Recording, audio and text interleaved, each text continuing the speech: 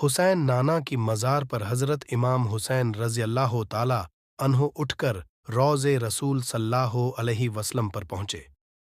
آپ نے وہاں جا کر اول سلام کیا، پھر فاتحہ پڑھی اور فرمایا، نانا جان، آج میں آپ سے رخصت ہونے کے لیے آیا ہوں، جسے آپ نے زندگی بھر اپنے سے جدا نہ کیا تھا، جس کی ذرا سی بھی دل شکنی گوارا نہ کی، جس کے دل پر ذرا بھی میل نہ آنے دیا، وہ آج معلول ہے اور اس شہر کو چھوڑ رہا ہے جس میں پیدا ہوا، پلا، بڑا، جوان ہوا، جس میں آپ کا روضہ مبارک ہے اور جو مدینۃ الرسول ہے۔ نانا جان، میں نہیں جانتا کہ پھر واپس آ کر مجھے اس روضہ اطہر کی زیارت نصیب ہوگی یا نہیں، کہاں جاؤں گا، کیا واقعات پیش آئیں گے۔ میری خواہش تو یہ تھی کہ میں مرتے دم تک یہیں رہتا اور مر کر آپ کے پہلو میں دفن ہوتا، زندگی میں بھی ساتھ رہا تھا اور اب مر کر بھی ساتھ رہتا، لیکن دشمنوں نے رفشات وانیاں شروع کر دی ہیں۔ پیارے نانا جان، دعا کریں کہ اللہ تعالیٰ مجھے ہے امتحان میں ثابت قدم رکھے، میں رہے حق میں سر دے دوں، لیکن آپ کی شریعت میں رکنا نہ آنے دوں۔ اس مسافر کا آخری سلام قبول ہو۔ حضرت امام عالی مقام یہ کہتے جاتے تھے اور روتے جاتے تھے، آپ کے رخسار اور داڑھی آنسوؤں سے تر ہو گئی تھی۔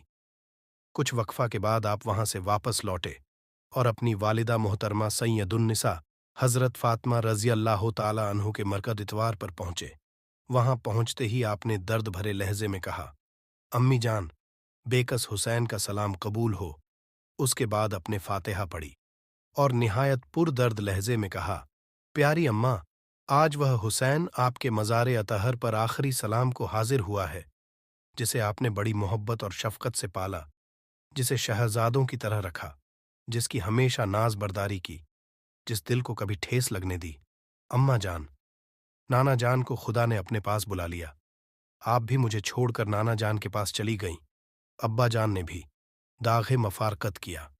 ایک بھائی رہ گئے تھے، وہ بھی اللہ کو پیارے ہو گئے۔ اب میں رہ گیا ہوں اور میں بھی اب اس پیارے شہر اور آپ کے مقدس مزار کو چھوڑ رہا ہوں۔ آپ فرمایا کرتی تھیں، خدا میرے بیٹے کا امتحان لے گا، شاید امتحان کا وقت شروع ہو گیا ہے۔ دعا فرمائے کہ اللہ تعالیٰ اس امتحان میں مجھے ثابت قدم رکھے۔ میں نہیں جانتا کہ پھر کب اس مزار مقدس کی زیارت کر سکوں گا، اپنی زندگی میں پھر سلام کا موقع ملے گا یا نہیں، اس لیے اے مادر غم خار، ہم بچھڑتے ہیں اب ہے مادر غم خار، سلام آہ۔ اے نور اے نظر سید ابرار سلام، اس سکو بخش دلے حیدر کرار سلام، لیجئے حسین جگر افگار سلام۔ دیش سے جاتے ہیں پردیش وطن چھوٹتا ہے، آج اس بلبل بیکس سے وطن چھوٹتا ہے۔ حضرت امام حسین رضی اللہ تعالی عنہ یہاں بھی روتے رہے، یہاں تک کہ آنسوؤں سے آپ کے رخسار تر ہو گئے۔ کچھ دیر کے بعد جب آپ کی طبیعت کو سکون ہوا تو آپ نے آنسو پوچھے اور وہاں سے چلے آئے۔ آتے ہی آپ نے سفر کی تیاری شروع کر دی۔ جب آپ عشاء کی نماز پڑھ کر فارغ ہوئے تو آپ کی دوست دار بھی تیار ہو کر آ گئے۔ آپ نے بسم اللہ کہہ کر ہتھیار لگائے، اہل بیت کو اونٹوں پر سوار کرایا اور اپنے دوستوں کے ساتھ اعظم مکہ ہوئے۔ 4 شعبان سن 60 ہجری کو آپ عازم مکہ ہوئے۔ صبح کو جب مروان کو آپ کے تشریف لے جانے کی اطلاع ہوئی تو وہ دوڑا ہوا ولید کے پاس آیا اور آتے ہی بولا، آپ نے سنا حسین بھی چلے گئے؟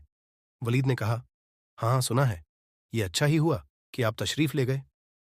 مروان، اچھا نہیں برا ہوا، ابھی وقت ہے، آپ تقب کر کے انہیں گرفتار کر لیں۔ ولید، میں ان کا تقب نہ کروں گا، ممکن ہے آپ مقابلہ پر آمادہ ہو جائیں، میں ان کے خون میں ہاتھ رنگ کر دوزخ خریدنا نہیں چاہتا۔ مروان اپنا سا منہ لے کر رہ گیا۔